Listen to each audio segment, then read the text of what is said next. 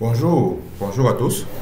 Bienvenue dans cette vidéo. Nous allons faire une démo de la paye, de la gestion de la paye pour le pays Madagascar avec Odoo.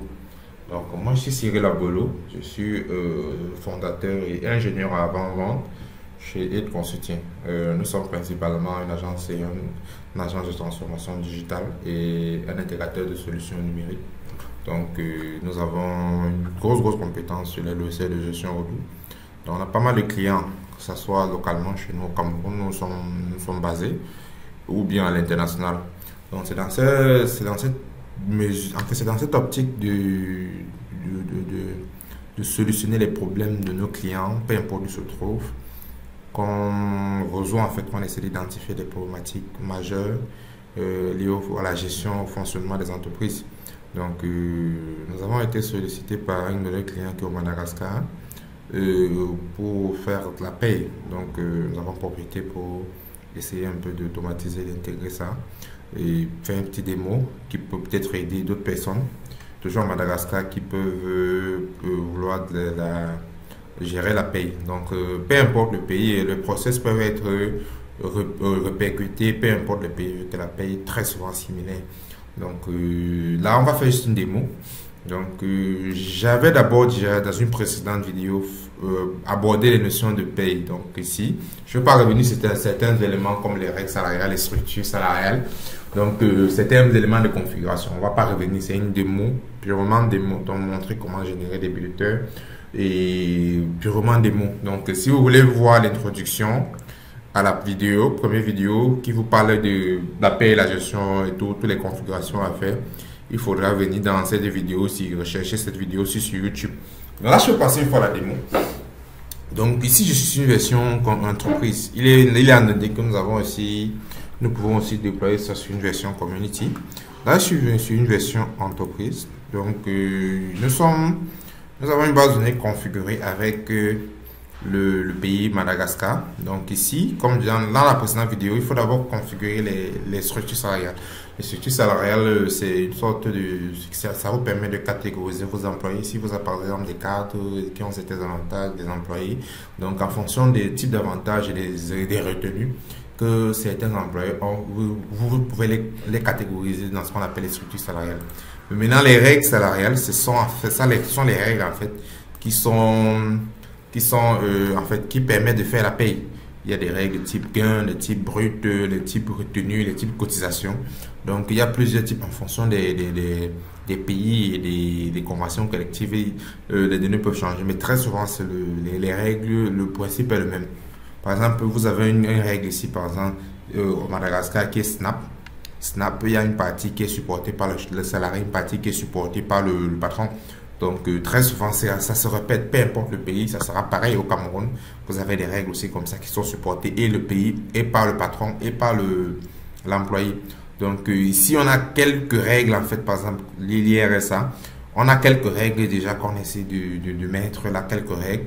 Mais, en fait, il est possible de s'adapter. Par exemple, si je prends, par exemple, l'IRSA, en fonction des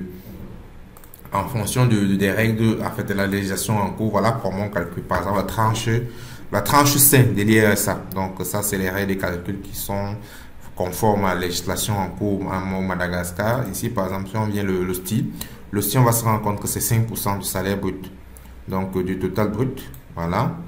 Et donc là, je ne vais pas entrer dans les détails sur les formules, donc c'est juste une démo. Ok, donc là, on a déjà créé des règles salariales, on a créé une structure. Là, on va générer les payes.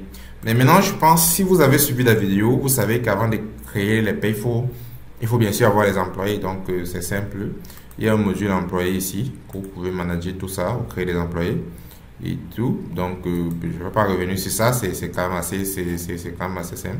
Donc, si je veux créer un employé, si je fais créer, je mets les informations et tout. Par contre, c'est qu'il faut créer absolument pour que la paye fonctionne. Il faut créer le contrat, c'est-à-dire quand vous créez l'employé ici, il y a une partie où vous créez le contrat. Ici, vous allez créer un contrat et puis c'est dans le contrat que vous allez mettre le salaire de base, très important. C'est ce salaire de base qui va être utilisé pour faire la paye. Ok. Donc, les paramètres sont déjà faits. On va passer directement Donc, on a déjà vu les structures. Ça, c'est une petite présentation que j'avais prévue, mais bon, c'est juste une démo. Donc, on va passer ça. Ça, c'est les configurations de base. Si on va générer les bulletins, ok. Voilà. Donc, on va modifier le salaire de. En fait, non, on va d'abord générer le salaire d'abord le civil. Je viens à paye, tous les fiches de paye. Je crée la paye. Je vais sélectionner l'employé.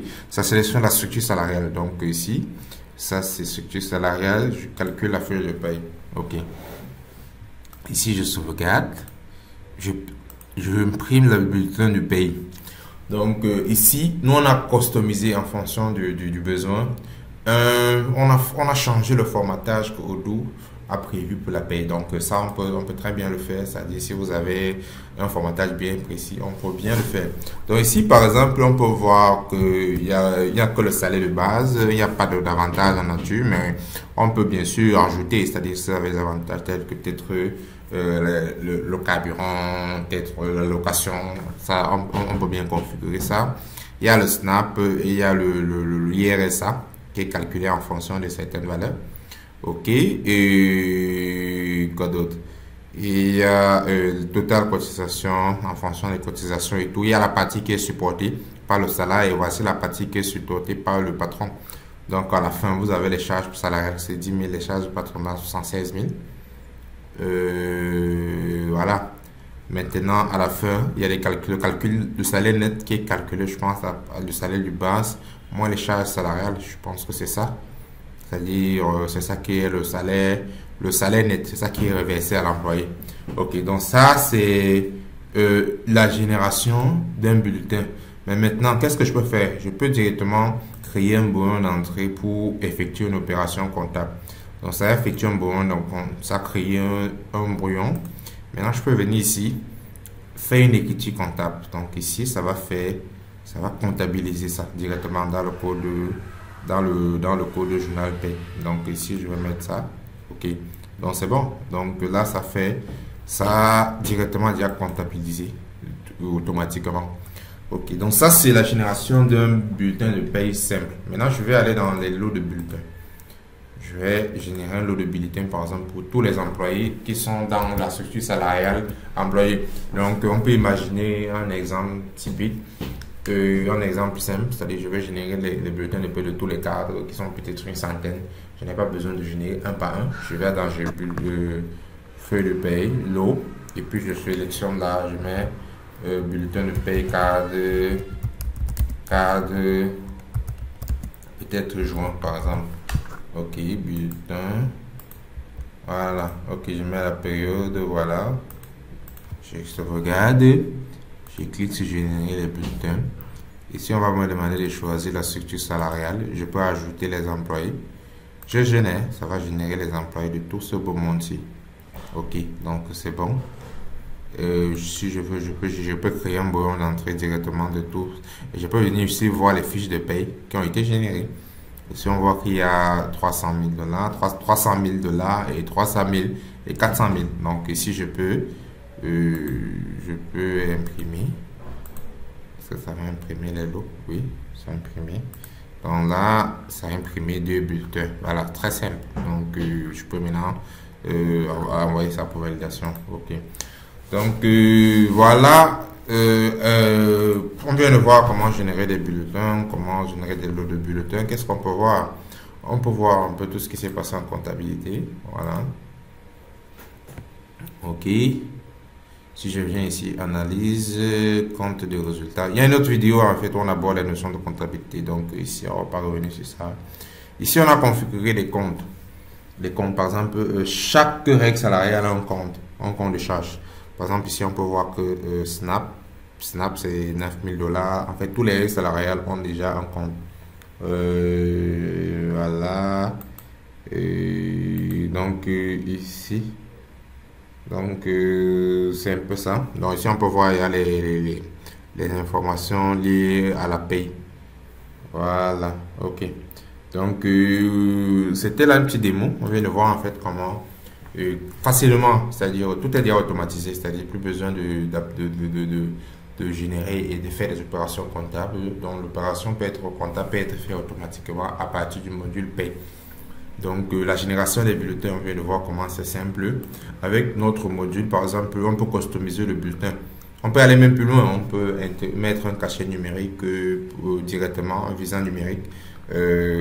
Donc ici, par exemple, on peut générer les bulletins de lot. C'est-à-dire, au lieu de générer bulletin par bulletin, on peut générer les bulletins, les lots de 100, 200, 300, même 1000 parfois. Donc, c'est un peu ça. Donc, ça, c'était une démo rapide.